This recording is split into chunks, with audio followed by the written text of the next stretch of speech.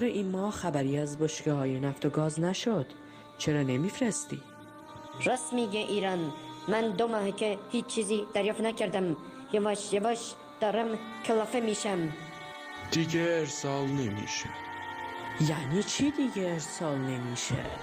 راست میگه ایران. مگه گل و قرارمون یادت رفت؟ نه خیر، یادم نرفته، ولی من از این به بعد منابع ملیمو به هیچ کسی نمیدم. ببین ایران، من با اینا کاری ندارم، ولی اگه تا آخر این ماه حساب تو با ما تصفیه نکنی، کابوسی بدتر از آمریکا و اسرائیل پیش رویته.